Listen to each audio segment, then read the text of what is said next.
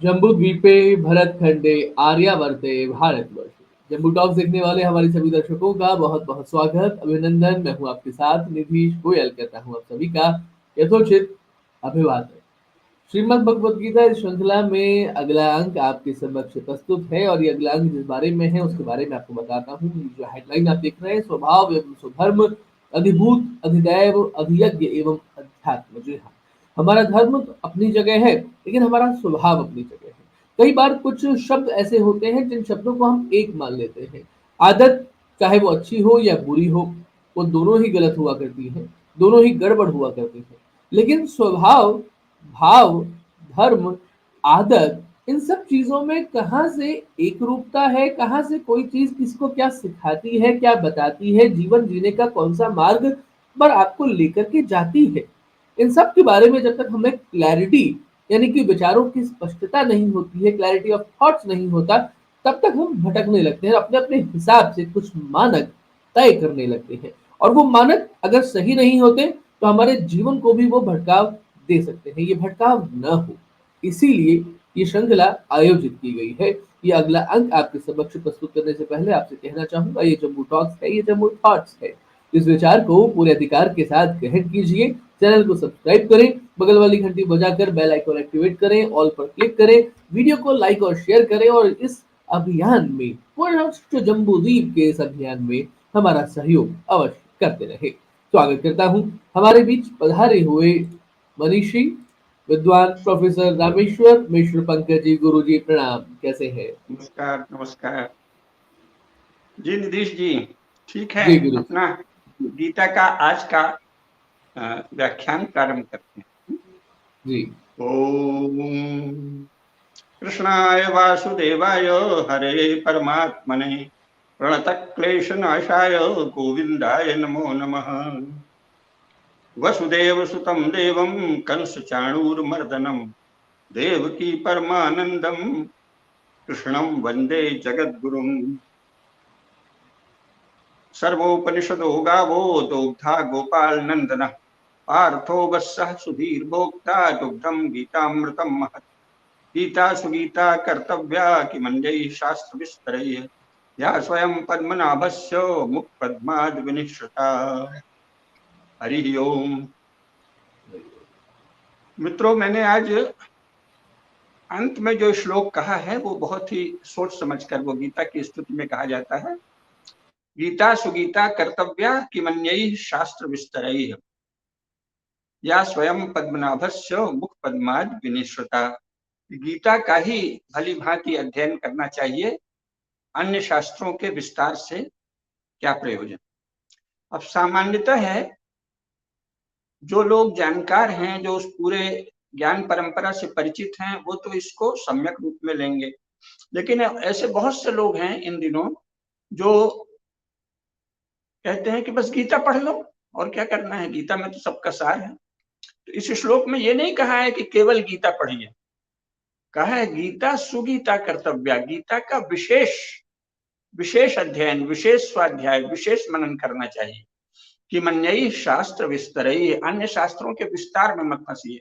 पर यह नहीं है कि इन अन्य शास्त्रों का सामान्य ज्ञान भी मत रखिए, ये कहीं नहीं कहा है। इस बात को अच्छी तरह जानना चाहिए। अगर नहीं जानेंगे तो बहुत बड़े भ्रम में फंस जाएंगे। कैसे फंसेंगे, इसके दो उदाहरण समकालीन जीवन के देते चले ना तो समझ में आएगा। जैसे अभी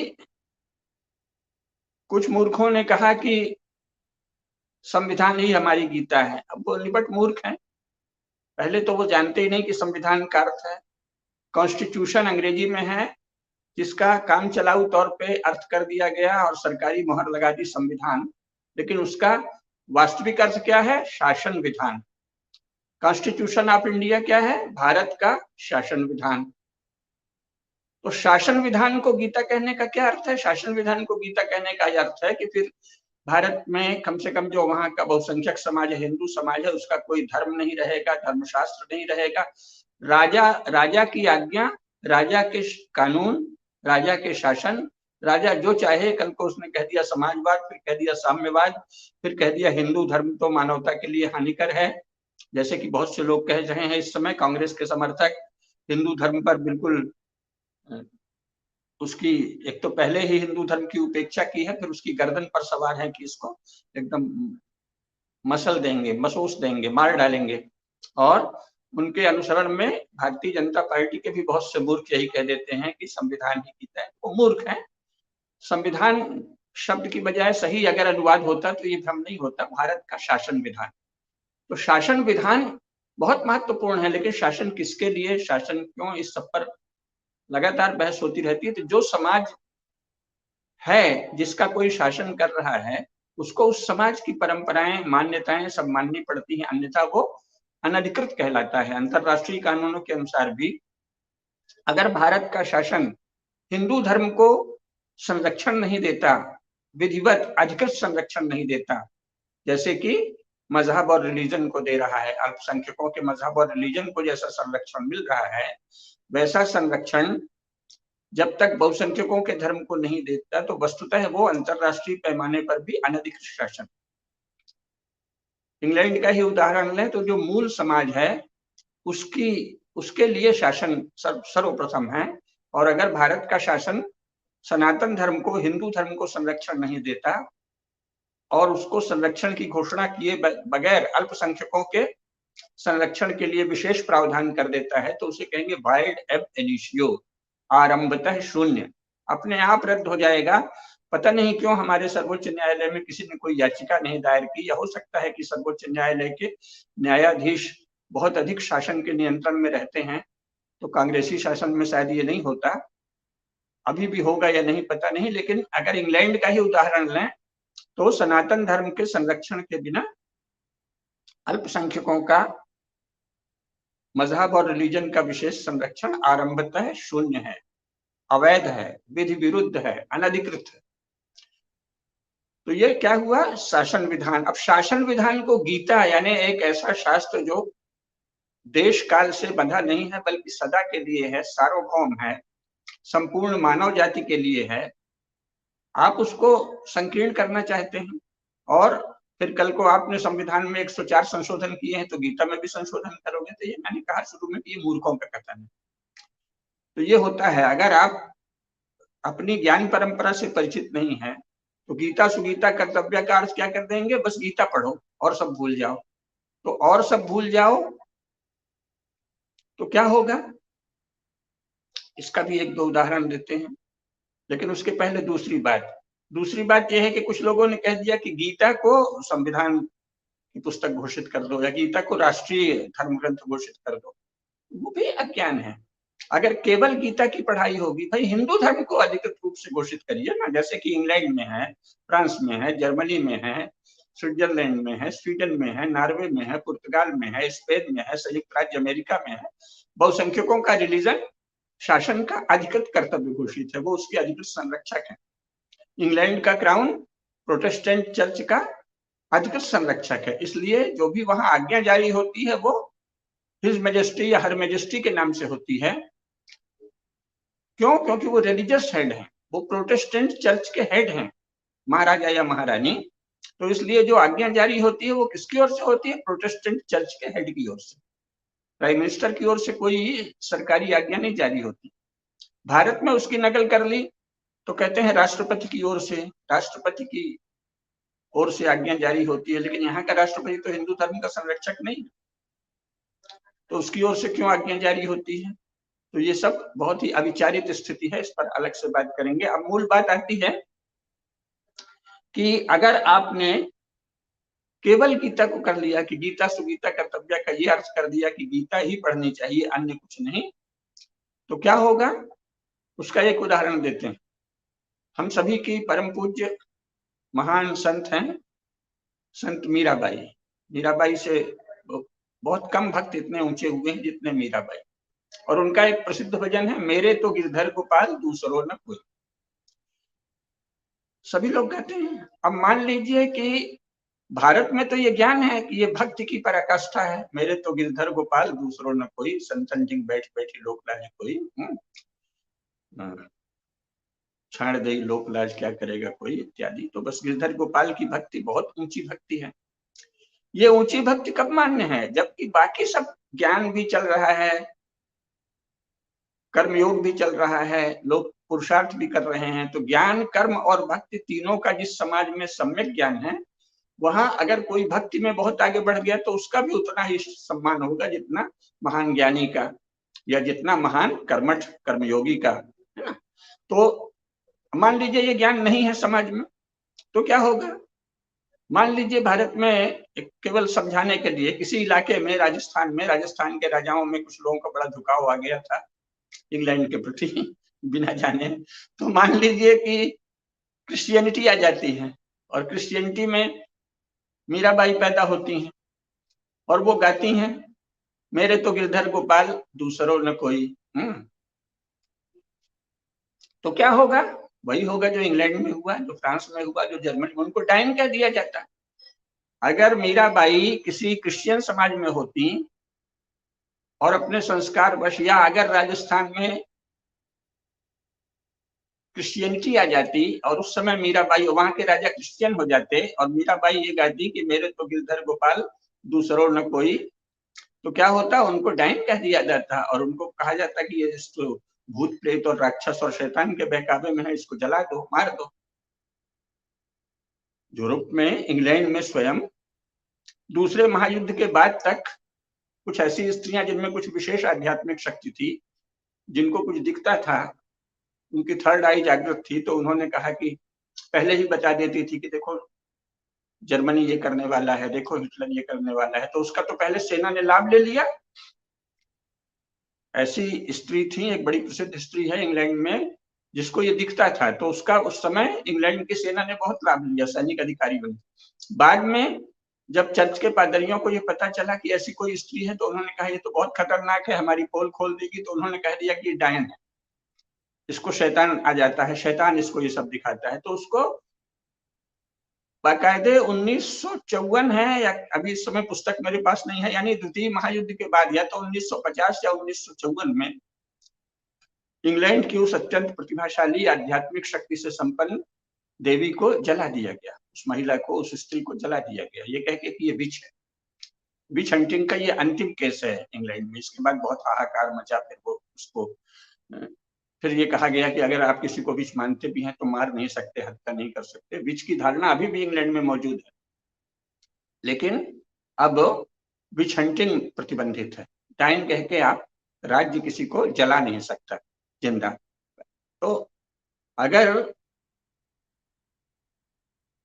मीराबाई के पतिदेव या ससुराल के लोग क्रिश्चियन होते तो वो मीराबाई को जिंदा जला देते, क्या ये तो गिरधर गोपाल का करती है, क्योंकि लॉर्ड जीसस का नहीं कर रही है, किसी और। तो हम ये बता रहे हैं कि अगर व्यापक ज्ञान नहीं है, ज्ञान परंपरा का पूरा ज्ञान नहीं है, तो कोई एक टुकड़ा लेने पर कैसा अनर्थ होगा, कैसी भ्रांति होगी, ये जानना चाहिए। तो गीता सुगीता कर्तव्या कि मन्यैः शास्त्र विस्तरैः, अन्य शास्त्रों के विस्तार में आप मत पढ़िए अगर आपको ज्ञान का सार जानना है। अगर आपको पंडित होना है, विद्वान होना है, तो सभी शास्त्र पढ़ना पड़ेगा। लेकिन सामान्य व्यक्ति अगर वो आध्यात्मिक झुकाव का है, तो उससे कहा तुम कहाँ शास्त्र के विस्तार में पढ़ते हो, उसके लिए उतना पहले तो व्याकरण पढ़ो, अष्टाध्यायी पढ़ो, तो महाभाष्य पढ़ो, तो सारे व्याकरण के ग्रंथ पढ़ो, है ना। और इसके बाद फिर वेद पढ़ो, उपनिषद पढ़ो, उनमें से एक एक के भाष्य पढ़ो, टीका पढ़ो, सारे उपनिषद पढ़ो। इससे अच्छा है गीता को पढ़ लो। ये कहा है कि अन्य शास्त्रों के विस्तार में औसत व्यक्ति को, औसत धार्मिक व्यक्ति को नहीं पढ़ना चाहिए, उसे गीता पढ़ना चाहिए। लेकिन अगर इसी का संप्रदाय बना दें कि केवल गीता पढ़ना चाहिए, तो कुछ पाप हो जाएगा। जब ये कहा गया कि आप में अधिक सामर्थ्य नहीं है, आप में दूसरे कामों की बहुत सामर्थ्य है, इंजीनियर बनने की, डॉक्टर बनने की, घर बनाने की, व्यापार करने की, लेकिन आप में ज्ञान संबंधी सामर्थ्य थोड़ी है, अधिकांश लोगों में सीमित होती है। आजकल तो हम जो पुस्तक अगर 250-300 पेज की कह देते हैं तो बहुत लिख देते हैं, तो बहुत लोग कहते हैं अरे अरे इतनी कौन पढ़ेगा, कहाँ फुर्सत है, 2-4 पन्ना कुछ दे दीजिए।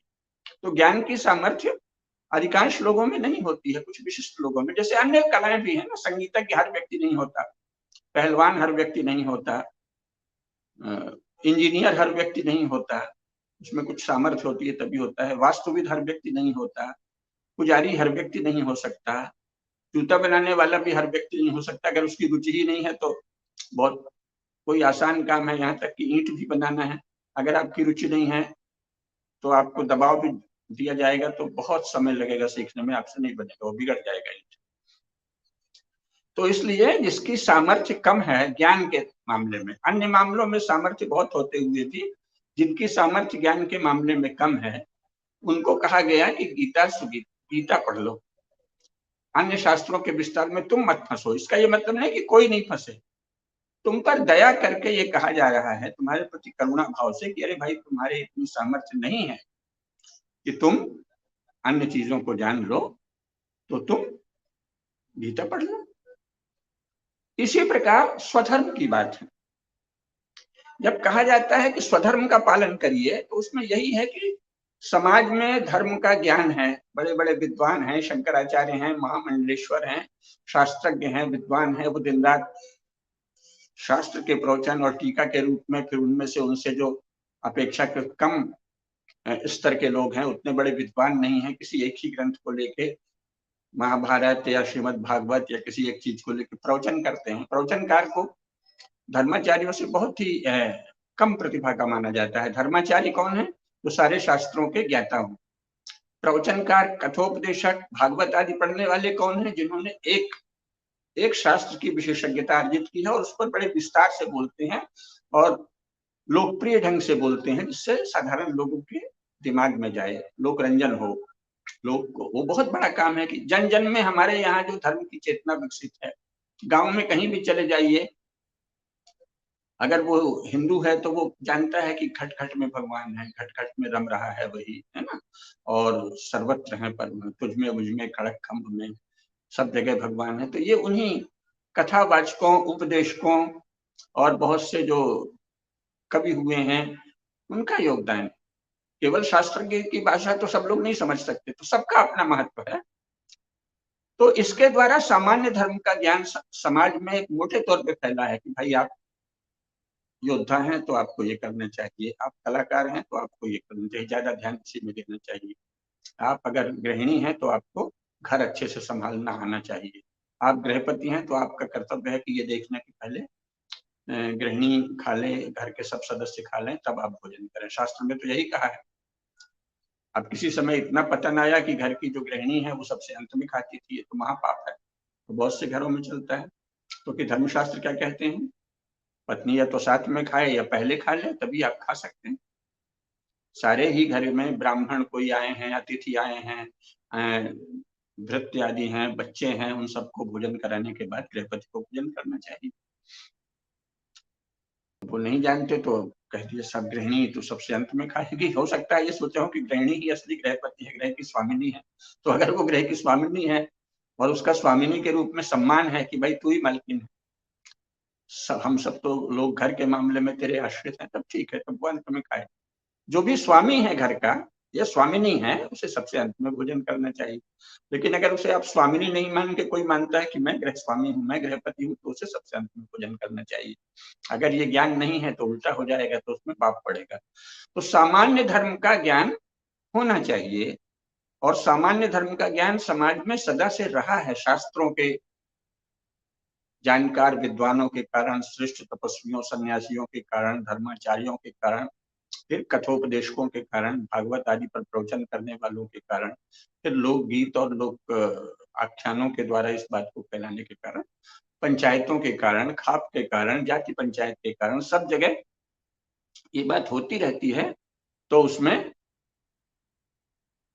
ये हर व्यक्ति को पता रहता है। तो सामान्य धर्म का ज्ञान संपूर्ण समाज में व्यापक रहे, इसकी संस्थाएं जो हैं उनको संरक्षण जब दिया जाए, शासन को देना चाहिए, अन्यथा वो शासन वस्तुतः अवैध है, भले वो बलपूर्वक शासन कर रहा है। अगर कोई शासन भारतवर्ष में, अगर कोई शासन हिंदू समाज की सर्वमान्य संस्थाओं का विधिवत संरक्षण नहीं कर रहा है, जाति का संरक्षण, जाति पंचायतों का संरक्षण, धार्मिक संस्थाओं का संरक्षण, मंदिरों का संरक्षण, बड़े बड़े श्रद्धा केंद्रों का संरक्षण, मेले ठेलों का संरक्षण, कथोपदेशकों के लिए व्याख्यान का अवसर सुलभ कराने का सब प्रकार से प्रोत्साहन आदि नहीं कर रहा है, तो वो अवैध है। भारत में उसको शासन करने का अधिकार ही नहीं।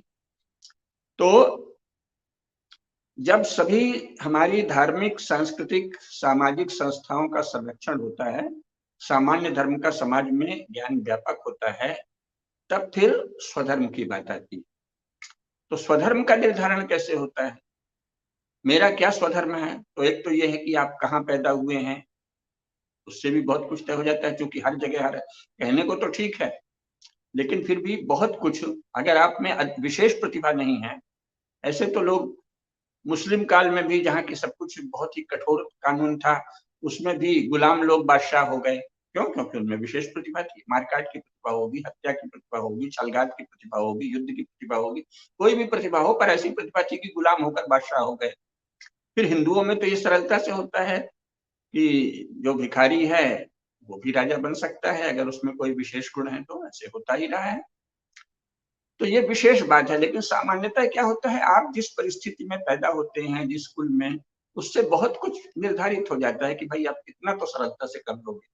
इससे आगे अपनी दक्षता से, तो पहले तो स्वभाव का, वहां पे स्वभाव का महत्व आता है। आप कहाँ पैदा हुए हैं, किस वर्ण में, किस कुल में, किस परिवेश में, ये एक, जैसे कहेंगे, एक कच्ची बात हो गई, एक साधारण सी मामूली सी बात। लेकिन वस्तुतः है, तय होता है कि आपका स्वभाव क्या है। स्वभाव जिसका जो है, जिसमें कलाकार होने की क्षमता है, वो अपने आप कला में आगे बढ़ेगा, अगर उसको उचित अवसर दिया जाए, तो कि देना उस कुल का और समाज का भी कर्तव्य होता है। किसी को विद्वान होने की सामर्थ्य है, किसी को बहुत अच्छा खेती में मन लगता है, किसी को व्यापार में मन लगता है, तो किसी भी परिवार में है, अगर उसका स्वभाव वो है, अगर उसके स्वभाव में कोई विशेष दक्षता है, अगर वो औसत है, तो जहां पैदा हुआ वही काम धंधा कर लिया जो उसको सुलभ है। तो ये सब औसत व्यक्तियों के लिए है कि आप कहाँ पैदा हुए, आपकी परिस्थिति क्या है, उससे बहुत कुछ। अगर समाज स्वस्थ है, जो कि पहले भारतीय समाज था, तो वो अपने आप तय हो जाता है, भाई और कुछ नहीं आता तो ये तो कर लो, हमारे घर में, हमारे कुल में ये धंधा चलता था, तुम ये कर लो। वो कोई रोक नहीं है, कोई प्रतिबंध नहीं है, आपके लिए वो अवसर है कि आप यहाँ हुए हैं तो इतना तो सुलभ है, आप कर लीजिए। आप किसान के बेटे हैं, आपके कुल में खेती होती रही है तो खेती कर लो, लेकिन ये नहीं कहा है कि तुम खेती करो। किसान परिवारों के बहुत से लोग बहुत बड़े बड़े सेनापति हुए हैं, योद्धा हुए हैं, राजा हुए हैं, वहां वर्जना थोड़ी है। अगर आप में विशेष प्रतिभा है तो आप राजा बन जाइए, शासन में चले जाइए। विशेष प्रतिभा है तो धर्माचार्य, धर्मज्ञ, विद्वान बन जाइए। और भी आत्मज्ञान की ललक है तो सन्यासी बन जाइए, संगीतज्ञ बन जाइए, कुछ भी पहलवान बन जाइए, जो भी सामर्थ्य है वो बन जाइए। तो स्वभाव का महत्व है। वैसा मैंने बताया, समाज में सामान्य धर्म परंपरा अबाधित रहे। सामान्य धर्म क्या है? सामान्य धर्म केवल भारत के शास्त्रों में लिखा है कि मानव धर्म ही सामान्य धर्म। मानव धर्म शब्द इस समय जो अन्य मजहब और रिलीजन चल रहे हैं उसमें कहीं नहीं। इस्लाम में मानव धर्म नाम की कोई चीज नहीं। वहां तो अगर तुम ये मानते हो कि अल्लाह है और अल्लाह सातवें आसमान पर है और सारी कायनात का वो मालिक है, बादशाह है। बादशाह तो खैर अरब में बादशाह शब्द नहीं था, बादशाह फारसी शब्द है। जब वो लोग इधर फारस में आए तब बादशाह हुआ, पहले वहां खलीफा था।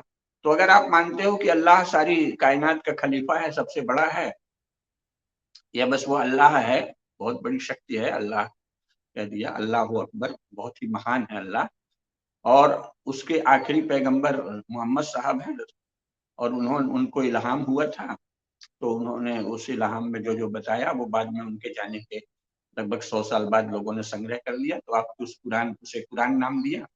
उस कुरान में अगर आप श्रद्धा है तो आप मोमिन हैं, तब मोमिन के ये हक हैं, और अगर आप मोमिन नहीं है तो आप काफिर हैं। तो मोमिन का कर्तव्य है कि आपको काफिर से मोमिन बनाए, और नहीं तो मार डाले, या नहीं मार पाता तो आपकी संपत्ति पर कब्जा कर ले, आपको लूट ले, आपकी बहन बेटियों को अपने कंट्रोल में कर ले, भोग करे, कुछ भी करे। तो वहां तो मानवता की कोई बात ही नहीं है। इस्लाम में मानवता की कोई बात नहीं है, केवल मोमिनों के लिए आपस में भाईचारा सिखाया गया है। ये गांधी जी ने भी कहा है कि इस्लाम केवल मोमिनों का भाईचारा सिखाता है, मुसलमानों का भाईचारा सिखाता है। मनुष्यों के बीच भाईचारे की कोई धारणा इस्लाम में नहीं है। तो कोई सामान्य मानव धर्म इस्लाम में प्रतिपादित ही नहीं। मोमिन का मजहब, मोमिन के फर्ज, मोमिन के कर्तव्य प्रतिपादित हैं, और काफिर को मोमिन कैसे कंट्रोल करे, कैसे मारे, कैसे बदले, कैसे दबाए, ये वर्णित है। तो मानव धर्म तो इस्लाम में मानव धर्म नाम की कोई वस्तु नहीं है। ईसाइयत में मानव धर्म नाम की कोई चीज नहीं है। अगर आप फेथफुल हैं, अगर आप ये मानते हैं कि गॉड नाम की कोई सर्वोच्च सत्ता है, उसने करोड़ों वर्षों में 225 करोड़ सृष्टि को हुए हो गया, 225 करोड़ में गॉड ने बड़ी मेहनत से अभी से 2000 साल पहले एक बेटा, अपना असली एकमात्र इकलौता बेटा पैदा किया। उसका नाम था जोशुआ मसीह या जीसस क्राइस्ट। नाम तो जोशुआ था, फिर जोशुआ को जीसस क्राइस्ट, क्राइस्ट तो बहुत बाद में कहा क्योंकि क्राइस्ट एक उपाधि थी। तो आप जोशुआ को मानते हैं और ये मानते हैं कि जोशुआ गॉड का इकलौता बेटा है। आज तक 225 करोड़ में एक ही बेटा गॉड का हुआ। गॉड में इतनी ही सामर्थ्य है कि वो बस एक बेटा पैदा कर सका। तो उस बेटे की शरण में आप जाओ और उसके नाम से जो सुसमाचार संकलित है, वो स्वयं गॉड के बेटे ने क्या कहा था ये कुछ पता नहीं है सिवाय सर्मन माउंट के। बाकी तो जॉन ने तो, ल्यूकस ने तो, मार्क ने तो, इन सब चार चार पादरियों ने जो जो कहा उसको कह देते हैं कि ये उनके रचित, मार्क रचित सुसमाचार, जॉन रचित सुसमाचार, ल्यूकस रचित सुसमाचार, यही सब है ना। तो उसमें श्रद्धा लाओ तो आप ईसाई हो, फेथफुल हो। फेथफुल जो नहीं है उसको हम मारेंगे, पहले फुसलाएंगे सेवा के नाम से।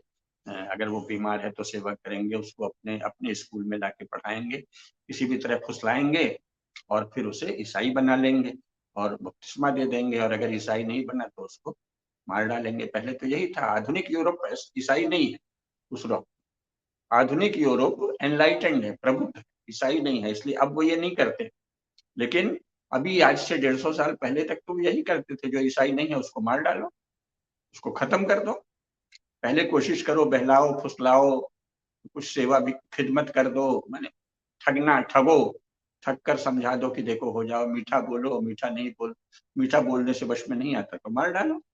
तो ईसाइयत में भी कोई मानव धर्म नहीं है, इस्लाम में भी मानव धर्म नहीं है, और कम्युनिज्म में तो मानव धर्म है ही नहीं। वो तो कहते हैं कि मनुष्य कुछ होते ही नहीं, मनुष्य वर्गों में विभाजित है और जो संपन्न वर्ग का है वो शोषक ही होता है, नीची होता है, दुष्टी होता है, उसकी संपत्ति का हरण कर लेना चाहिए और अगर वो विरोध करे तो मार डालना चाहिए। तो मानव धर्म, ईसाइयत, इस्लाम और कम्युनिज्म में मानव धर्म की कहीं चर्चा ही नहीं है।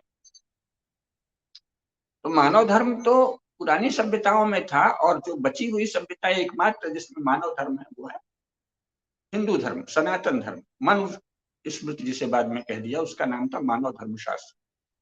तो मानव धर्म का पालन तो संपूर्ण समाज को, संपूर्ण सृष्टि में, संपूर्ण विश्व में कहना चाहिए। इसलिए जो पृथ्वी है, इस पृथ्वी के समस्त मनुष्यों को मानव धर्म का पालन करना चाहिए अगर वो मानव योनि में पैदा हुए हैं तो। ये कहा है। तो मानव धर्म का पालन जब करें और मानव धर्म का आपको ज्ञान रहे, तब फिर आप स्वधर्म का पालन करें। मानव धर्म क्या है? धृति क्षमा दम औस्तेयम शौचम इंद्रिय निग्रह धीर विद्या सत्यम अक्रोधो दशकम धर्म लक्षणम। धृति हो, बात बात में आप उतावले नहीं हो, बेचैन नहीं हो, आवेग में नहीं आए, क्षोभ नहीं करें, क्रांति क्रांति नहीं करने लगे हैं, बुखार आपको नहीं आए, तो आप में धृति हो। जो क्षमा करने योग्य अपराध हैं उनके प्रति क्षमा भाव हो। घर में छोटों से, पड़ोसी से, अन्य लोगों से भी छोटी मोटी चूक होती ही रहती है, तो सबको गिनाओ मत, तूने ये किया, तूने वो किया। क्षमा भाव रखो। दूसरे के धन, दूसरे के हिस्से की संपत्ति, दूसरे का ऐश्वर्य, दूसरे की सुख सुविधाओं के प्रति गिद्ध दृष्टि मत रखो। माँ गधा कस्य धनम, किसी के धन के प्रति गिद्ध दृष्टि मत रखो। गिद्ध की तरह मत देखो कि बस मौका लगा तो छीन लेंगे, नोच लेंगे। चुराओ मत कभी दूसरे का धन, चोरी की इच्छा भी मत करो, ये हुआ अस्ते। और शौच, आंतरिक शौच, सबसे पहले बाहरी शौच है कि भाई मलमूत्र के विसर्जन के बाद धो, पवित्र रहो। यूरोप में तो आज से 100 साल पहले तक वो लोग मल विसर्जन करके भी धोते नहीं थे, वहीं लगा रहता था। इसके कारण बहुत से रोग हो जाते थे, संपूर्ण शरीर में टट्टी लगी रहती थी।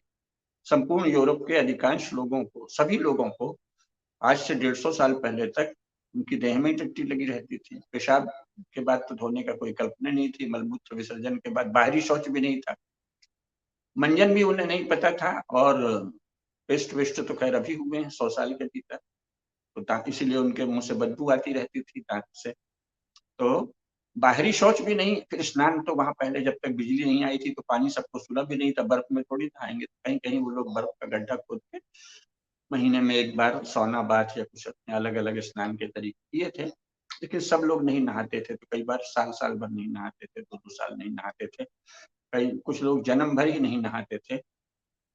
तो बाहरी शौच भी जरूरी है। देह को पवित्र रखो, पसीना बहता है, मल आता है, सबको धो धा के स्पष्ट करिए। मल मूत्र विसर्जन के बाद शौच करिए, हाथ को अच्छे से धोइए। अब तो खैर सब जगह कोरोना ने तो बहुत ज्यादा हिंदू शौचाचार का महत्व बढ़ा दिया, बाहरी शौचाचार का। तो बाहरी शौच और आंतरिक शौच। आंतरिक शौच क्या है? आपके मन में खराब भाव तो नहीं आते, अमर्यादा की इच्छा तो नहीं होती, दूसरे का धन लेने की इच्छा तो नहीं होती। कोई भी स्त्री, बहन, बेटी सुंदर दिखी तो उसका सम्मान करिए, उसको ध्यान से देखिए, सौंदर्य की प्रशंसा कीजिए कि हाँ, छत्रपति शिवाजी महाराज ने क्या किया था। छत्रपति शिवाजी महाराज के सामने जब एक मुस्लिम लड़की लाई गई तो उन्होंने कहा, आहा, हमारी माँ अगर ऐसी सुंदर होती तो मैं भी ऐसा ही सुंदर होता। उन्होंने भी देखा, सौंदर्य की खूब प्रशंसा कीजिए। सौंदर्य की प्रशंसा न करना भी भगवान का अनादर है, लेकिन वो प्रशंसा काम भाव से मत करिए। इस भाव से नहीं करिए कि ये हमको मिल जाए और हम इसके साथ कोई काम संबंध बनाए, ये भाव तो पाप है। तो ये सब आंतरिक शौच है। अगर आपके मन में ये सब भाव आता है, आप लुप्त होते हैं दूसरे के धन के प्रति, दूसरे के सौंदर्य के प्रति, दूसरे के रूप के प्रति, या दूसरे के गुणों से आपको ईर्ष्या द्वेष हो जाता है, तो आप अपवित्र हैं। आंतरिक अपवित्रता है ना। मद, मोह, मत्सर, काम, क्रोध, लोभ, ये सब अगर आपके भीतर बजबजा रहे हैं, उबल रहा है, तो आप आंतरिक रूप से अपवित्र हैं। तो आंतरिक शौच और बाह्य शौच, धृति, क्षमा, दमोस्तयम, शौचम और इंद्रिय निग्रह, इसके लिए ये आवश्यक है कि इंद्रियों पर आपको नियंत्रण का अभ्यास हो। डंडे के डर से तो सभी नियंत्रण, बड़े बड़े चोर बदमाश भी नियंत्रित रहते हैं, बड़े बड़े लफंगे लोफर आवारा भी नियंत्रित रहते हैं, लेकिन आप सहज स्वयं ही अपने ऊपर नियंत्रण रखें। जैसे भला आदमी कहते हैं, सज्जन कहते हैं, भली स्त्री कहते हैं, सुशीला स्त्री कहते हैं, कल्याणी स्त्री कहते हैं, ऐसे श्रेष्ठ पुरुषों और श्रेष्ठ स्त्रियों की तरह रहिए। धृति, क्षमा, दमोस्तयम, शौचम, इंद्रिय निग्रह। थी आपकी बुद्धि सदा जागृत रहे, इसके लिए प्रयास कीजिए। शास्त्र पढ़िए, प्रातः सबसे पहले कुछ शास्त्रों का पठन पाठन करिए, श्लोक पढ़िए, मंत्र पढ़िए। सबसे पहले प्रातः स्मरण करने से बहुत कुछ याद हो जाता है, वो जीवन भर काम आता है और आपका दिनचर्या निर्धारित रहती है। और दिन भर भी जो जो आपका काम है उसमें अपनी बुद्धि को जागृत रखिए, उसमें दक्षता प्राप्त करिए, कौशल प्राप्त करिए। तो धी और उससे संबंधित विद्या प्राप्त करिए, और सदा ही जब तक प्राणों पर संकट न हो या कोई बहुत बड़ा सामाजिक प्रयोजन नहीं सिद्ध हो रहा हो तो झूठ मत बोलिए। धीर विद्या सत्य। और दूसरे झूठ भी बोल दिया, कुछ गलती किसी ने की है तो उसको वो अपना फल पाएगा। आप जहाँ समाज की हानि हो रही तो उसको दंड मिल जाए ये देखिए, लेकिन ज्यादा क्रोध मत कीजिए। तो ये 10 धर्म के 10 लक्षण है।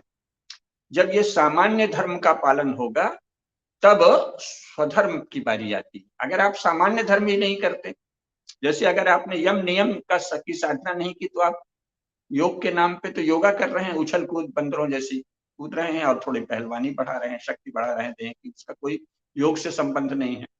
उसी प्रकार अगर आप सामान्य धर्म का ज्ञान नहीं रखते और सामान्य धर्म का पालन नहीं करते तो आप स्वधर्म क्या करेंगे। तो केवल स्वधर्म को भी नहीं पकड़ लेना चाहिए, मेरा तो यही स्वधर्म है। अरे तुम अगर धर्म ही नहीं जानते तो स्वधर्म कैसे जानोगे? अपने गुरु से पूछो, अपने ज्ञानियों से पूछो, अपने आसपास के माता पिता और बुजुर्ग और दूसरे लोग जो जानते हैं उनसे पूछो, पंडित से पूछो, पुरोहित से पूछो, शास्त्रज्ञ से पूछो, विद्वान से पूछो। सामान्य धर्म का ज्ञान रखने वाले को ही स्वधर्म का भी ज्ञान हो सकता है। जिसे सामान्य धर्म का ही ज्ञान नहीं है उसे स्वधर्म का ज्ञान कहाँ से होगा? तो एक तो ये जानना चाहिए कि सामान्य धर्म का ज्ञान हो तब स्वधर्म का ज्ञान हो सकता है। तो स्वभाव को कैसे जानेंगे? स्वभाव को ऐसे जानेंगे कि गुरु या माता पिता आपके स्वभाव को बचपन से देख रहे हैं, ज्ञानी देख रहे हैं, कोई आजकल तो तरह तरह के इंटेलिजेंस टेस्ट भी हो गए हैं, उससे भी आपके स्वभाव का पता चलेगा। तो स्वभाव के अनुसार स्वभाव के अनुरूप स्वधर्म का निर्धारण होता है। तो ये अवश्य जानना चाहिए। तो गीता ने क्या कहा है? स्वभाव और स्वधर्म। स्वधर्मे निधनम श्रेयः परधर्मो भयावहः। अर्जुन का स्वधर्म क्या था? युद्ध करना। क्यों युद्ध करना? ताकि लोक यात्रा चलती रहे। तो दुर्योधन, दुशासन, धृतराष्ट्र आदि ने क्या किया था, लोक यात्रा को दूषित कर दिया था। जुआ खिलवाया, जुए में पत्नी को भी दांव पर लगवा दिया लुभा के, फिर उनको 14 वर्ष का 2-2 बार उनको वनवास दिया। दूसरी बार 14 वर्ष का जो वनवास दिया उसमें एक अज्ञातवास की भी शर्त रख दी और फिर कहा कि अगर जान लिए तो फिर 14 वर्ष का होगा। सब तो बहुत ही पाप का खेल है ना। तो लोक यात्रा को दूषित किया, सगे भाइयों के साथ अन्याय किया, भीम को मार डालने की कोशिश की, अन्य भाइयों को भी कोशिश की कि हत्या कर दें। ये सब पाप है ना।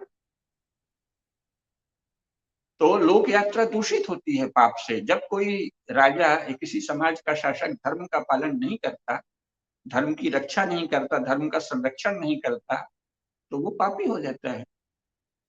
इसीलिए हमारे शास्त्रों में क्या कहा है, अहम वो रक्षिते इत्युक्त्वा, अहम वो रक्षिते इत्युक्त्वा यो न रक्षति भूमिपा स निश्चयेन हंतव्यो श्वेव सोन्माद आतुरः।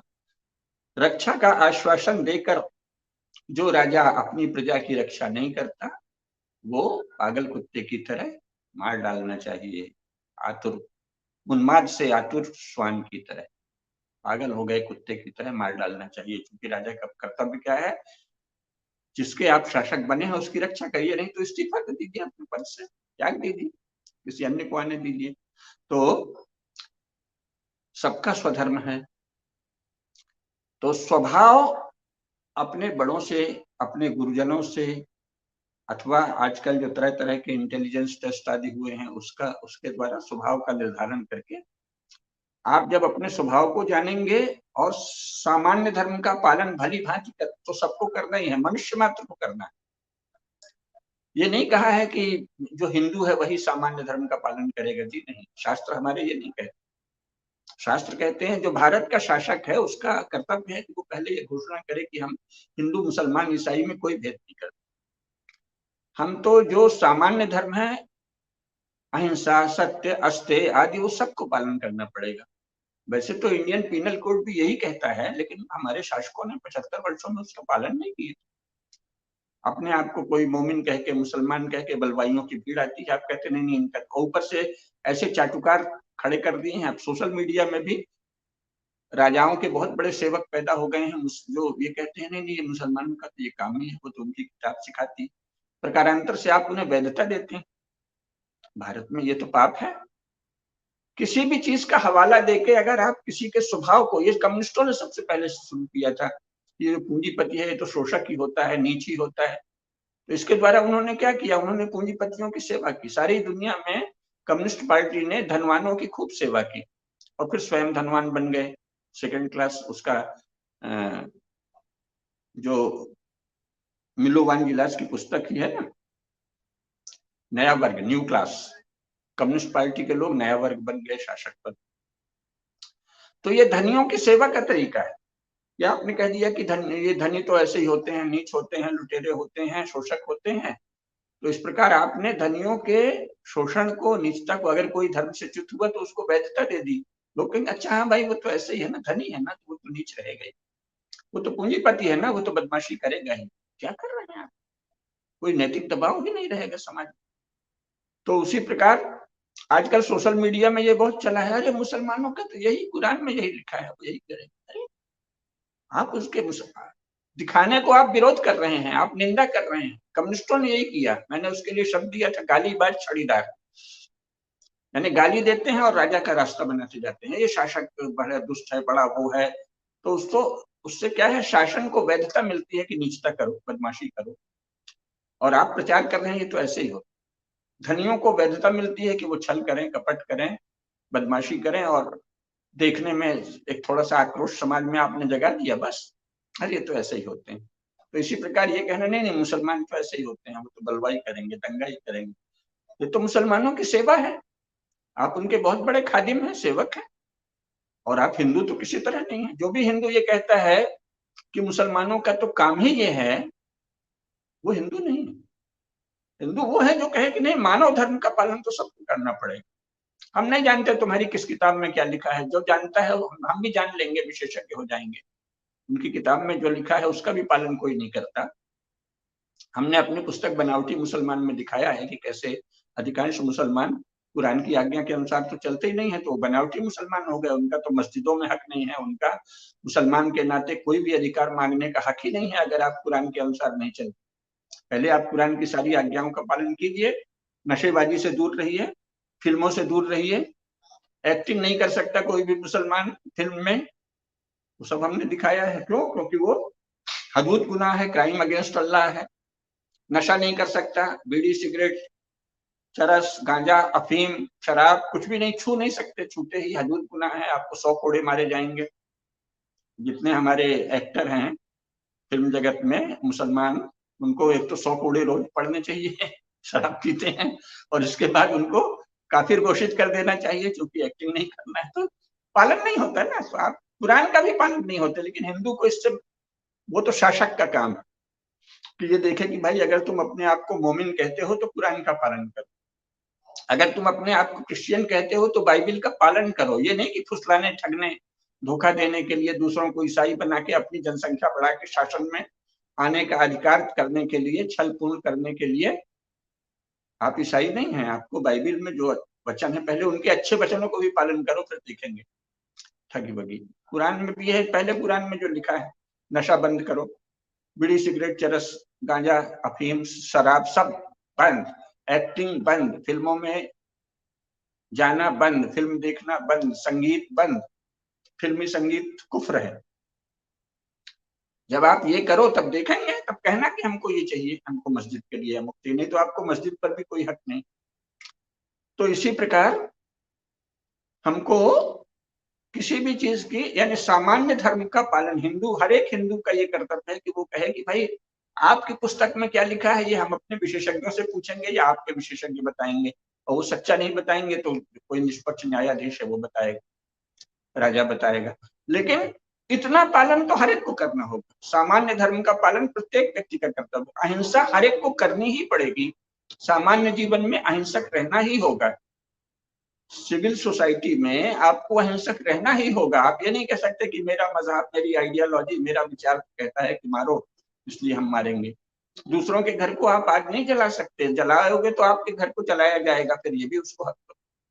तो सामान्य धर्म का पालन तो सबको करना है, केवल हिंदुओं को नहीं, क्योंकि वो मानव धर्म है। मनुष्य मात्र के द्वारा सच बोला जाना है, मनुष्य मात्र के द्वारा अहिंसा का पालन होना है। अहिंसा क्या है? अहिंसा क्या है? सर्वदा सर्वथा सर्वभूतेषु अनभिद्रोह अहिंसा। सदा हर स्थिति में सभी प्राणियों के प्रति द्रोह का अभाव। तो अगर वो किसी ने कहा वो तो काफिर है, हम उसको मारेंगे, तो वो तो हिंसक हो गए केवल कहने से। अगर ईसाई कोई बनता है और अकेले में प्रार्थना करता है कि लॉर्ड क्राइस्ट, उसको, हमारे पड़ोसी को भी प्रकाश बोल इसका अर्थ है उसको भी ईसाई बना दो, तो वो महान हिंसक है, घोर हिंसक है। ऐसी प्रार्थनाएं हिंसक हैं, उनको वर्जित करेगा शासन, अगर सच्चा शासन है। तो सामान्य धर्म का पालन करने वाला शासन एकांत में भी किसी को ये प्रार्थना नहीं करने दे सकता कि दूसरे में हमारे ही देवता का प्रकाश हो, वो अपने देवता को छोड़ दे, है ना। लोग जगदम्बा की प्रार्थना नहीं करें, सरस्वती मैया की प्रार्थना नहीं करें, लक्ष्मी मैया की प्रार्थना नहीं करें, हनुमान जी की प्रार्थना नहीं करें, भैरव की उपासना नहीं करें, अपने अपने देवी देवताओं की उपासना नहीं करें, बस अल्लाह या जीसस की करें। ऐसी बात कहना भी हिंसा है, और हिंसा दंडनीय अपराध है। तो हिंदुओं को ये जानना चाहिए कि सामान्य धर्म मनुष्य मात्र के द्वारा पालन, केवल हिंदुओं के द्वारा नहीं। ये नहीं कि हमारा हिंदू धर्म बड़ा महान है, वो तो ये सिखाता है, तुम्हारा धर्म तो गड़बड़ है। जो ये कहता है वो हिंदू नहीं, मतलब वो स्वस्थ हिंदू नहीं है, वो हीन किस्म का हिंदू। हिंदू तो है, हिंदू घर में पैदा हुआ है। अपनी डींग मारना, केवल हम बड़े अहिंसक हैं, हम बड़े सत्य जी, नहीं, हमारे किसी शास्त्र ने ये नहीं कहा है। हमारा शास्त्र कहता है संपूर्ण मनुष्यों के लिए ये धर्म। हम अहिंसक हैं, हम सत्यनिष्ठ हैं, इसकी डींग बंद करना चाहिए। निष्पक्ष रूप से देखना चाहिए कि इतिहास में हमारा क्या क्या रोल रहा है, लेकिन अपने वर्तमान में सबको सत्य का आग्रह कीजिए, सबको अहिंसा का आग्रह कीजिए। किसी मुसलमान, ईसाई, कम्युनिस्ट, किसी को यह अधिकार नहीं है कि वो दूसरे के प्रति घृणा व्यक्त करे, जैसे हिंदुओं को भी नहीं। किसी को यह अधिकार नहीं है कि ये कहे कि हम तुमको तो मुसलमान बनाएंगे, तुमको तो ईसाई बनाएंगे। तो हिंसा है, हिंसा राज्य के द्वारा दंडनीय अपराध है और हिंदुओं के द्वारा भी निंदनीय है। और अगर हिंसा इस तरह की जाएगी तो फिर दूसरे को भी हिंसा का अधिकार है, आप हमें मारेंगे, हम आपको मारेंगे। राज्य का ये कर्तव्य है कि वो सबसे पहले जो ये सब कहता है उसको रोके, जहां ये बात कही जाती है उसको ही रोके। तो सामान्य मानव धर्म मनुष्य मात्र के लिए है, केवल हिंदुओं के लिए नहीं। सत्य, अहिंसा, अस्तेय, इंद्रिय संयम, दूसरे के प्रति घृणा नहीं रखना, द्रोह का भाव नहीं रखना, ये सब मनुष्य मात्र का कर्तव्य है। यही सनातन धर्म है, यही मानव धर्म है। मानव धर्म के साथ ही स्वधर्म का पालन संभव होता है। तो ये हुआ स्वधर्म, स्वभाव के अनुरूप। स्वधर्म कैसे होता है? सामान्य धर्म सबके द्वारा पालनीय है, स्वधर्म स्वभाव के अनुसार पालनीय। तो ये जानना चाहिए गीता का, क्योंकि हम संक्षेप में सारी बातें समझना चाहते हैं। तो गीता क्या कहती है? अधिभूता क्षरो भावम पुरुषश्चादि दैवतम अधियज्ञो हमेवात्र देहे देह वृतांबर। एक तो ये है, और दूसरा क्या है? स्वभावो अध्यात्मम उच्यते, स्वभाव ही अध्यात्म। अपने स्वभाव का पालन करना वही स्वभाव है। और इसी तरह वस्तुओं के विषय में भी है, अधिभूतम क्षरो भावा पुरुषश्चादि दैवतम। किसी भी वस्तु का, ये जो आजकल शब्द चल गए हैं उस संप्रेषण के लिए कई बार मैं भी कह देता हूं, कहा है ना, बड़े भौतिकतावाद फैल रहा है। ये भारतीय शब्द नहीं है, कोई भौतिकतावाद नहीं होता। किसी भी वस्तु का केवल भौतिक पक्ष नहीं होता। जैसे मान लीजिए आपने कार खरीदी, तो कार का जो अधिभूत क्षरोभाव, कार है कि 10 साल चलेगी, 20 साल चलेगी, यानी उसका एक क्षर भाव है, ऐसा भाव है जो नष्ट होगा। ये जो पदार्थों का क्षर भाव है, नष्ट होने वाला, बदलते जाने वाला, क्षीण होने वाला भाव है, वो अधिभूत है। जैसे शरीर बढ़ता है, फिर क्षीण होता है, फिर मृत्यु होती है। तो अधिभूत क्षरोभाव। तो हर वस्तु के 3 पक्ष होते हैं, अधिभूत, अधिदैव और अध्यात्म। आपने घर में कार खरीदी, तो जो कार का बाहरी शरीर है, बाहरी रूप है कि वो इतने साल चलेगी फिर ऐसे नष्ट हो जाएगी, ये उसका आदि भौतिक रूप है। आपने घर बनाया, तो वो घर आपके रहने को ऐसे ऐसे उसका आकार है, इतने कमरे हैं, इस तरह की छत है, ये उसका आदि भौतिक रूप है। अधिभूत क्षरोभाव पुरुषश्चादि दैवतम। और उसके भीतर जो आपके मन में भाव आता है कार को देख के, कि इससे आपके मन में छाप पड़ गई कि ये हमारे पास एक वाहन की सुविधा है, हम ऐसे जा सकते हैं, वहां जा सकते हैं, इसकी ये गति है। तो जो उसका पुरुष के भीतर जो भाव आता है, जो क्षर भाव है, वो आदि भौतिक है। पुरुष के भीतर, मन बुद्धि के भीतर जो भाव प्रकाशित होता है, वो आदिदैविक है। कार का भी आदिदैविक पक्ष, भवन का भी आदिदैविक पक्ष है। भवन में वास्तु देवता होते हैं, है ना। और अध्यात्म क्या है? जो उसका आंतरिक पक्ष। आंतरिक पक्ष क्या है? कि या तो आपने आवश्यकता के अनुरूप, आपके पास पर्याप्त धन है, किसी से लूटा नहीं है, फालतू का कर्जा नहीं लिया है और कार खरीदी, तो ये उसका आध्यात्मिक पक्ष स्वस्थ है। और मान लीजिए आपको नशा चढ़ा है, पड़ोसी के पास कार है, हमारे पास हैसियत नहीं है, फिर भी हमने कर्ज लेकर कार खरीदी है, तो वो आपका अध्यात्म विकृत है, विकृत भाव से खरीदा है। स्वभावो अध्यात्म उच्यते। तो आपके भीतर भाव क्या आया? आपके भीतर यदि शुद्ध भाव आया, उदार भाव आया कि भाई धन पर्याप्त है, ये हमारी आवश्यकता है, हमने कार खरीद ली, तो कार खरीदना भी एक स्वस्थ प्रक्रिया है। उसका आदि भौतिक स्वरूप, उसका आदि दैविक स्वरूप, उसका आध्यात्मिक स्वरूप। कैसी कोई चीज नहीं है। कहते हैं ना, वो तो आजकल भौतिकता में लगे, भौतिकता नाम की कोई चीज नहीं है। बाजार में कोई भौतिक चीज नहीं। बाजार में जो वस्तुएं हैं वो उसका आदि भौतिक रूप है। वो समाज में लोगों की आवश्यकता की पूर्ति करता है, हम वहां से लेते हैं, देते हैं, ये उसका आदि दैविक रूप है। और उससे जो हमें सब सब वस्तुएं सुलभ हैं, संतोष मिलता है, एक व्यवस्था है, ये उसका आध्यात्मिक रूप। शासन का आदि भौतिक रूप क्या है? राष्ट्रपति हैं, प्रधानमंत्री हैं, ये इसका आदि भौतिक रूप है। आदि दैविक रूप क्या है? एक व्यवस्था चलती है, धर्म का संरक्षण होता है, न्याय मिलता है, ये उसका आदि दैविक रूप है। आध्यात्मिक रूप क्या है? भगवान ने जो सृष्टि चक्र प्रवर्तित कर रखा है, उसका अनुवर्तन करने वाला राज्य है, तो वो राज्य अच्छा है, धर्म में है। उसके विपरीत राज्य है तो अधर्म में है, ये उसका आध्यात्मिक रूप। हर वस्तु के आदि भौतिक, आदि दैविक और आध्यात्मिक रूप होते हैं, और सर्वत्र विराजित जो परमात्मा है वो अधियज्ञ हैं। तो कहा है ना, अधिभूताक्षरो भावः पुरुषश्चादिदैवतम् अधियज्ञो हमेवात्र देहे देहवतांबर। मैं अधियज्ञ हूँ। मनुष्य के भीतर, प्रत्येक प्राणी के भीतर, प्रत्येक प्राणी के देह में जो उसका वास्तविक भरण पोषण करने वाला एक परम तत्व है, एक चिदंश है, वही अधियज्ञ है। तो अधिभूत को जानना चाहिए, अधिदैव को जानना चाहिए, अधियज्ञ को जानना चाहिए और अध्यात्म को जानना चाहिए, और इनके मूल रूप को जानना चाहिए। और स्वभाव, तो स्वभाव को अच्छी तरह जानकर स्वधर्म का निश्चय होता है। स्वभाव जानने के लिए क्या आवश्यक है?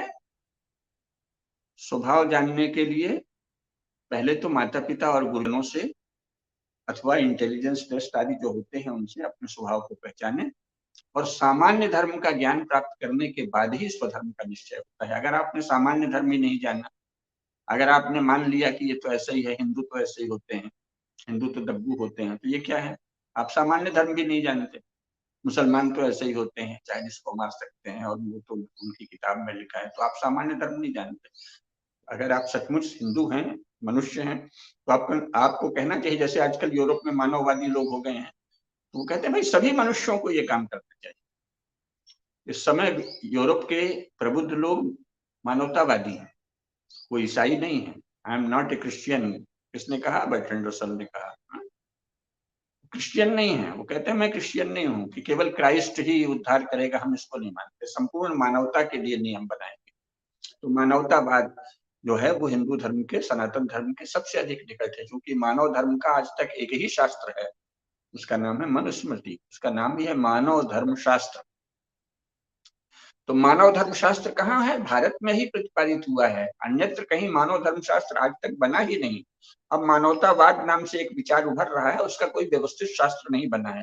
अगर वो बन जाएगा तो वो हिंदू धर्म के सबसे निकट होगा ना, अगर वो ज्ञान पूर्वक बना, अगर उसने सृष्टि के रहस्यों का भी ध्यान रखा, तो दिव्य चेतना सर्वत्र व्याप्त है उसका भी ध्यान रखा, तो वो मानव धर्म शास्त्र के निकट हो जाएगा, है ना। मानवतावाद, मानवतावाद फिर भी इस्लाम, ईसाइयत आदि की तुलना में मानवतावाद हिंदू धर्म के बहुत निकट है, पर अभी उसमें उतना ज्ञान की का ऐश्वर्य नहीं है, ज्ञान का विस्तार। तो ये जानना चाहिए कि सनातन धर्म का ज्ञान, सार्वभौम मानव धर्म का ज्ञान होने के बाद ही स्वधर्म का कोई महत्व है। अगर आपको सार्वभौम मानव धर्म का ज्ञान ही नहीं है तो स्वधर्म की बात बेकार है, इसको अच्छी तरह जानना चाहिए। अब इससे संबंधित, क्योंकि हम लोग गीता का पाठ कर रहे हैं, तो कुछ चीजें और भी जान लेना चाहिए।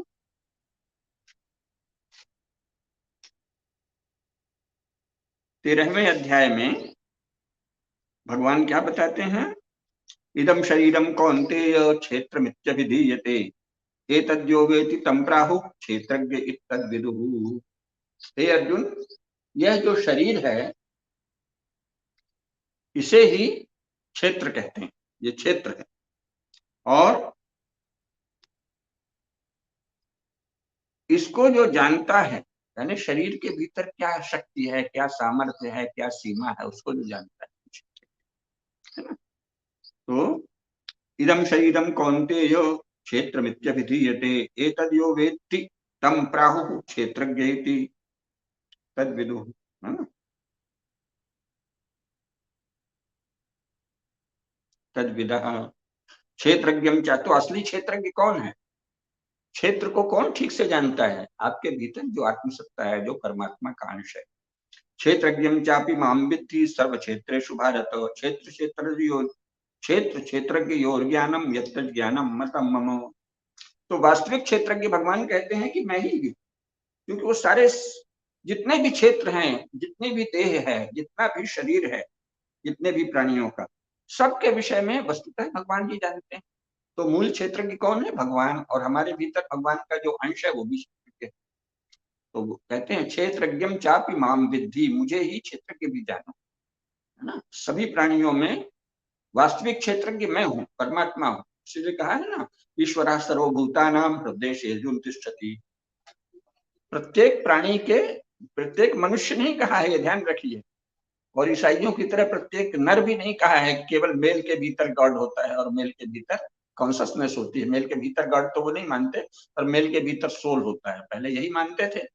अभी लगभग 90 साल पहले पहली बार ये माना है कि फीमेल में भी सोल होती है। नहीं तो अभी जब से ईसाइयत फैली 2000 सालों से 1900 वर्ष तक उन्होंने माना कि केवल मेल जो है, नर जो है, उसी में सोल होती है, उसी में आत्मा होती है, और फीमेल में तो आत्मा होती ही नहीं, सोललेस है। स्त्री में कोई आत्मा नहीं होती, ये ईसाइयों का मानना है। हमारे यहाँ क्या कहते हैं भाई, सभी के भीतर, और वो सोल जो है वो गॉड से भिन्न है, गॉड का अंश नहीं है। लेकिन हमारे यहाँ क्या कहा है, जो आत्मा है वो परमात्मा का ही अंश है, परमात्मा का ही स्वरूप है, और हर एक के भीतर है। ईश्वरः सर्वभूतानां हृदयेषु तिष्ठति भ्राम्यन् सर्वभूतानि यंत्रारूढ़ानि मायया। तो इन्होंने कहा, क्या कहा भगवान ने, क्षेत्रज्ञं चापि मां विद्धि सर्व क्षेत्रेषु भारत क्षेत्र क्षेत्रज्ञयोर ज्ञानम यत्तद् ज्ञानम मतम मम। इसलिए वास्तविक ज्ञान वही है जो इस क्षेत्रज्ञ को जाने और क्षेत्र को जाने। ठीक है ना। तो ये कैसे जानेंगे, इसका उपाय बताया है। असक्ति अनभिष्वंगः पुत्रदार ग्रहादिषु नित्यं च समचित्तत्वम् इष्टानिष्टोपपत्तिषु, ये सब है ना। वो पहले उसके कहा है, तत्क्षेत्रम यच्च यादृक् च यद विकार्यतश्चेत सचयो यद प्रभावश्च तत्समासेन में शृणु। ये क्षेत्र कैसा है और इसमें क्या क्या विकार होते हैं और किस कारण से क्या होता है, क्षेत्र का स्वरूप क्या है, इसको तू जान। ऋषिभिर्बहुधा गीतम छंदोभिर्विविधैः ब्रह्मसूत्र परैश्चैव हेतुमद्भिर्विनिश्चितैः। ऋषियों ने बताया है कि क्षेत्र क्या है और क्षेत्रज्ञ क्या है। इसीलिए शास्त्र के बिना, शास्त्र ही प्रमाण है, जो शास्त्र में कहा गया है केवल वही प्रमाण है। ये नए नए विचार के नाम पे दिमाग की खुजली जो है वो कोई प्रमाण नहीं। ऋषिभिर्बहुधा गीतम छंदोभिर्विविधैः पृथक् ब्रह्मसूत्र परैश्चैव, ब्रह्मसूत्र के पदों के द्वारा बताया गया है। हेतु मद्भिर विनिश्चितैः।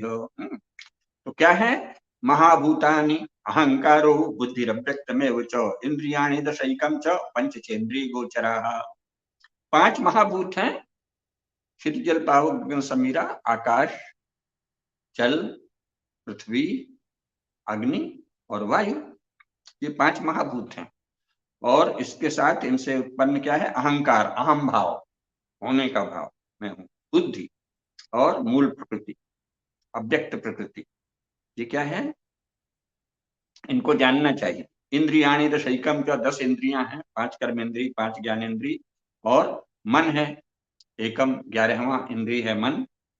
और इनके इंद्रियों के विषय हैं गोचर, क्या है, गो इंद्रियां हैं और गोचर इंद्रियां, जिन विषयों में चलती हैं उनको गोचर कहा है। गो का अर्थ है इंद्रिय, गो का अर्थ है गाय भी है, गो का अर्थ सूर्य की किरण भी है, और गो इंद्रिय को भी गो कहते हैं वो सूक्ष्म में। तो गोचर इंद्रियां जिन विषयों में चलती, तो किस में चलती हैं, शब्द, स्पर्श, रूप, रस और गंध, ये गोचर विषय हैं इंद्रियों के, इंद्रिय गोचर विषय हैं। क्या, शब्द, स्पर्श, रूप, रस और गंध। इच्छा द्वेषा सुखम दुखम संघातश्चेतना धृति एतत् क्षेत्रम समासेन सविकारम उदाहरणम। साथ में ये 13वें अध्याय में पढ़ लीजिएगा विस्तार से।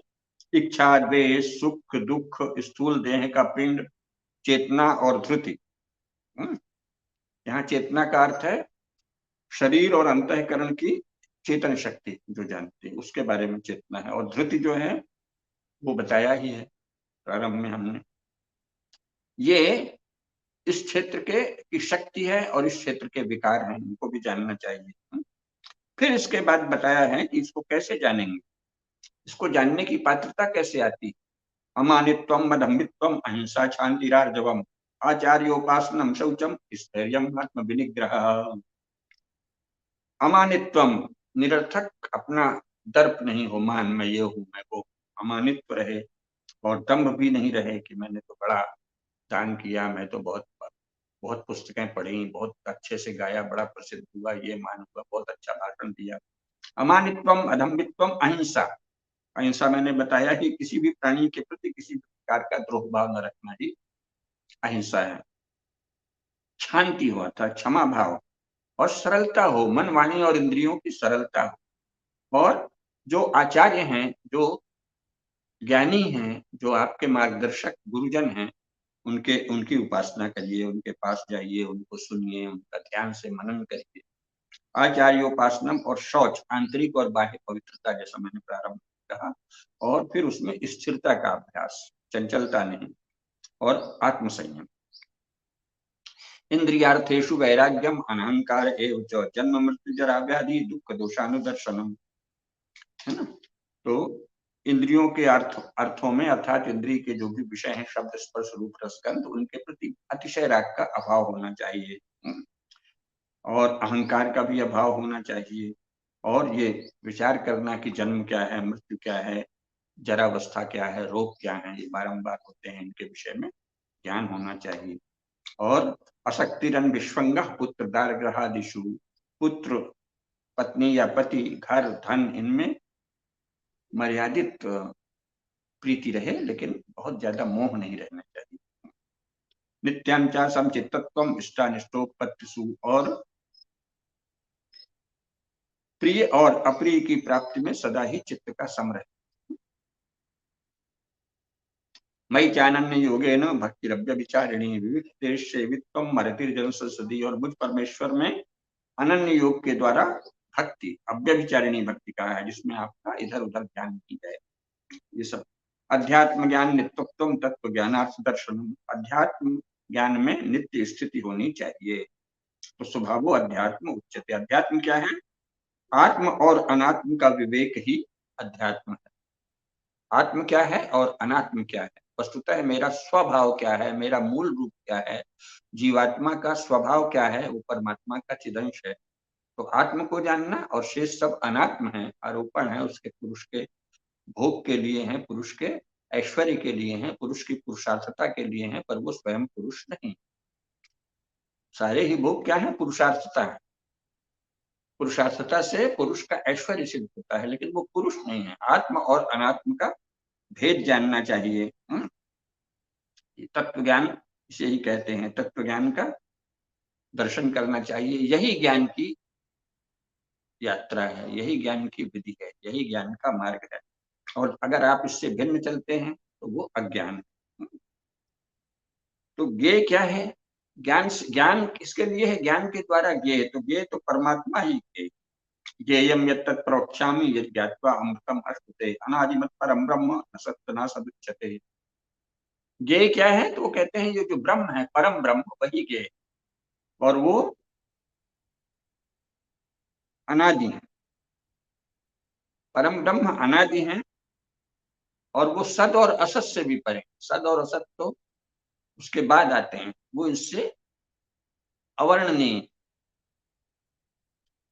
सर्वतः पाणिपादम तत् सर्वतोक्षि शिरोमुखम सर्वतः श्रुतिमल्लोके सर्वमवस्थित तिष्ठति। अब वो जो अवर्ण है, उनका वर्णन करने का प्रयास, यानी वर्णन वाणी से उसका केवल संकेत किया जा सकता है।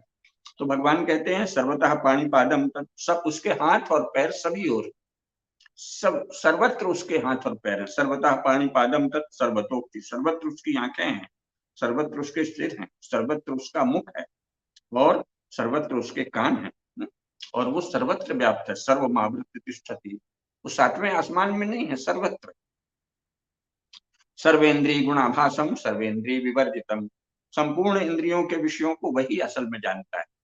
जब हम समझते हैं कि हम सुख ले रहे हैं, तो वस्तुतः वो हमारे भीतर स्थित जो पुरुष है, जो चिन्मय सत्ता है, वो उसको भोग रही है। जब हम ये जानेंगे तो पुरुषार्थ है, और अगर नहीं जाने तो वो पुरुषार्थ ही। भले आप भोग भोग रहे हैं, उसी भोग को यदि आपने ये जाना कि आत्मसत्ता का स्वरूप क्या है, और वो पुरुषार्थता को चरितार्थ करने के लिए ये भोग भोग रही है, तो वो पुरुषार्थ है।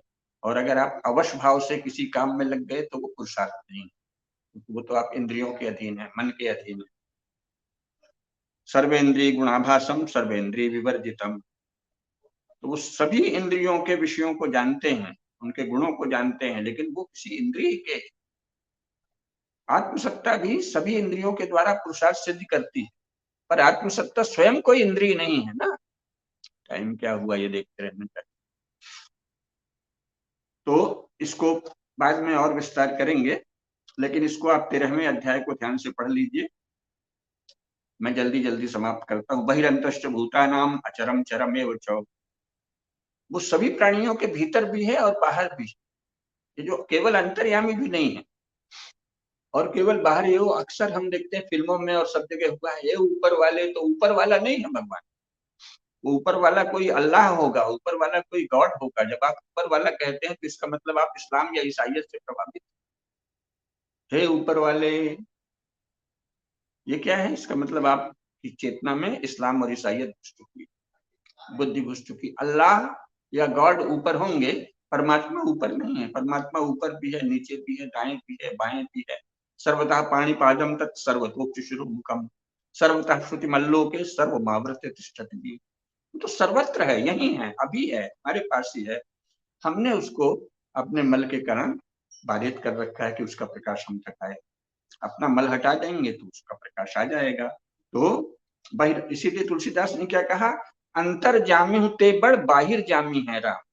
भगवान अंतर्यामी है, श्री राम अंतर्यामी है, प्रभु श्री राम, पर बाहिर जामी, चारों ओर भी वही व्याप्त। हमारे पास, हमारे भीतर, हमारे बाहर, हमसे दूर, सर्वत्र एक ही परम सत्ता है। अंतर्जामी होते बड़ बाहिर जामी है राम। बहिरंतश्च भूतानाम अचरम चरम एव च सूक्ष्मत्वात् तद्विज्ञेयम् दूरस्थम चान्तिके च तत्। वो दूर भी है, वो पास भी है। अगर हमारे चित्त में मल भरा है, बुद्धि बाधित है, हम इंद्रियों से, अनात्म वस्तुओं से आत्मभाव रखते हैं, तो वो दूर है। और हम अपने चित्त को शुद्ध कर लेते हैं, देख सकते हैं, तो वो यही है, भीतर है, सर्वत्र है। अविभक्तम च भूतेषु विभक्तम च स्थितम भूत भर्तृ च तज्ञेयम् प्रभु ग्रसिष्णु प्रभु विष्णु च। वो ग्रसिष्णु भी, संहार भी वही करते हैं और प्रभु विष्णु भी वही है, विस्तार भी वही करते हैं, है ना। सर्वत्र वो सबका प्रभाव भी करते हैं, उत्पन्न भी करते हैं। भगवान सृजन भी करते हैं, विस्तार ऐश्वर्य भी करते हैं और संहार भी करते हैं। उन्हीं अलग अलग रूपों के लिए ये संबोधन है कि ब्रह्मा भी है, विष्णु भी है, महेश भी है। ये क्या एक ही परम सत्ता की क्रिया भेद से दी गई संज्ञाएं हैं। सृजन, परम सत्ता के सृजनशील रूप को ब्रह्मा कहते हैं। परम सत्ता के ऐश्वर्यशाली और धारणकर्ता,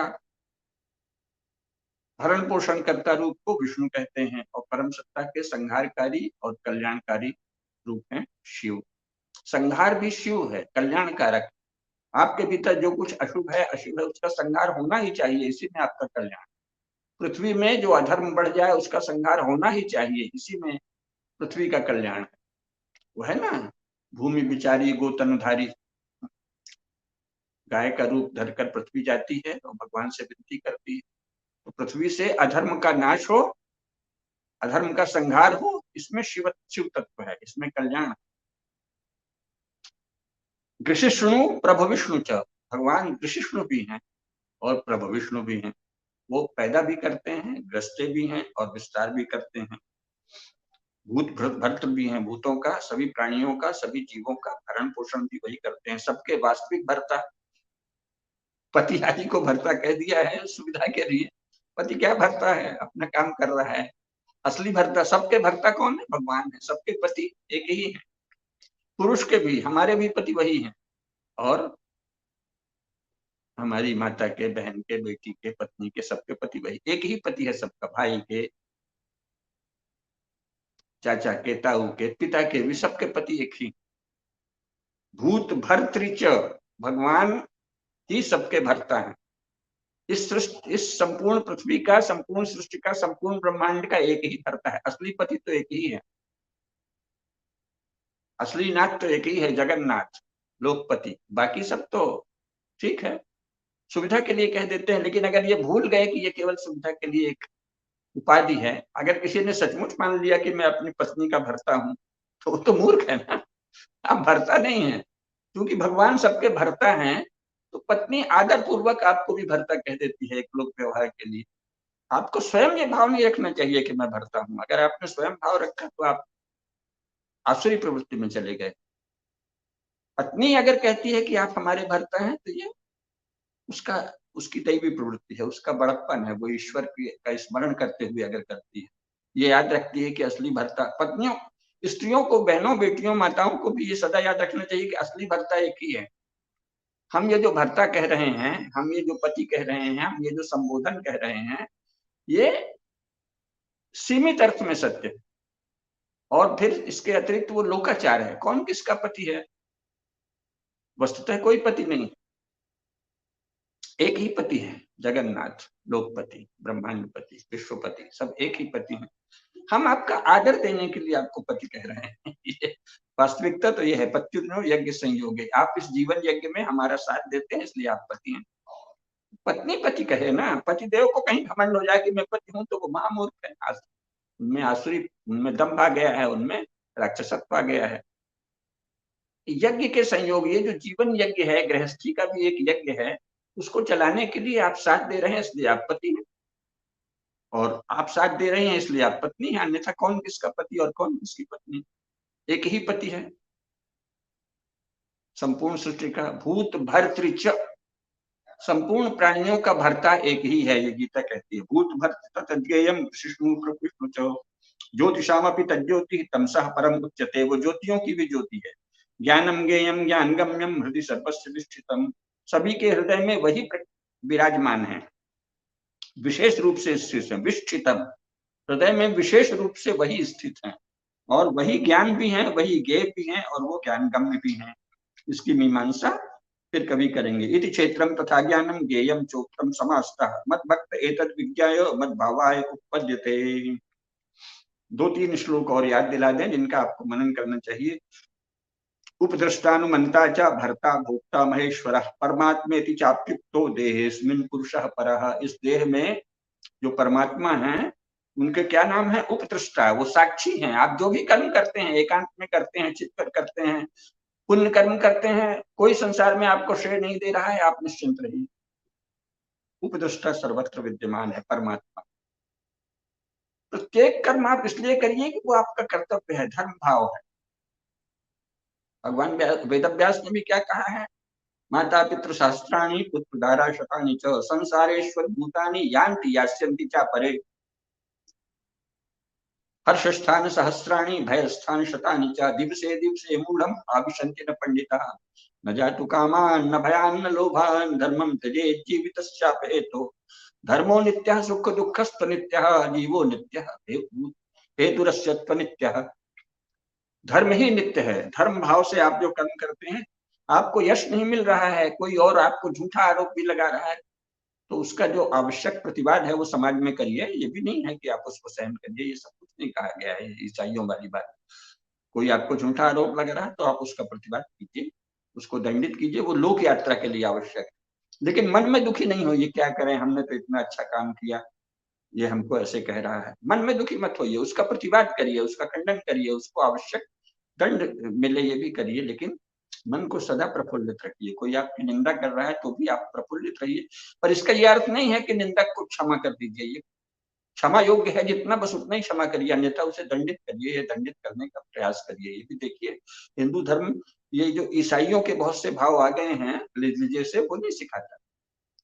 आप अगर समाज में झूठी निंदा फैलने देते हैं तो वो लोक यात्रा बाधित होती है, तो उसके करिए। लेकिन उदास होके बैठ गए तो आप अपने स्वभाव से च्युत हो गए, है ना, क्योंकि ईश्वर है उपदृष्टा, हर चीज का साक्षी आपके भीतर विद्यमान है, और संपूर्ण सृष्टि में जो भीतर है वही बाहर है। अनुमंता, वास्तविक श्रेष्ठ कर्मों का, पुण्य का अनुमंता भी वही है, भरता भी वही है सबका, और वास्तविक भोक्ता तो जो आपके भीतर चिरंश है वही है ना, बाकी सब तो इंद्रियां इंद्रियों में बरत रही, और वही महेश्वर है और वही परमात्मा है। इसी शरीर में जो परमात्मा है वो इतने रूपों में है। यह एवं वेत्ति पुरुषम प्रकृतिं च गुणैः सह सर्वथा वर्तमानोऽपि न स भूयो भी जायते। इसलिए यही जानने योग्य है। आज इसको फिर ध्यान से किस प्रकार देखते हैं, इस पर हम अगले व्याख्यान में चर्चा करेंगे। ध्यानेन आत्मनि पश्यन्ति केचिद् आत्मन्मात्मना अन्ये सांख्येन योगेन कर्म योगेन च परे। इसके विभिन्न रूप हैं, इन इन बातों पर चर्चा करके मूल तत्व को कैसे जाना जाए, इस पर अंतिम व्याख्यान में चर्चा करके हम इस व्याख्यान श्रृंखला का समापन करेंगे। हरि ओम तत्सत। बहुत धन्यवाद गुरु जी आज के इस व्याख्यान के लिए। और चूंकि आपने समापन की बात कर ही दी है तो हम अपने दर्शकों को ये बता देना चाहेंगे कि अगला जो व्याख्यान होगा वो श्रीमद् भगवत गीता की श्रृंखला का समापन समारोह आप उसे कह सकते हैं, और ये प्रश्नोत्तर सत्र के रूप में भी रहेगा। तो आप अपने प्रश्न भी हम तक भेज सकते हैं, उन प्रश्नों को भी आप लाइव जो है वो पूछ सकते हैं। तो उस सत्र में आपकी उपस्थिति अवश्य भावी रूप से होनी चाहिए, और उसके बाद में जो श्रृंखला शुरू होने वाली है वो अपने आप में बहुत विशेष रहने वाली है, जिसके बारे में आपको समापन समारोह वाले व्याख्यान के दिन ही बताया जाएगा। आप सभी दर्शकों का बहुत धन्यवाद देता हूँ। गुरु जी आपको प्रणाम करता हूँ आज के इस कार्यक्रम में, इस नमस्कार। व्याख्यान के लिए। नमस्कार।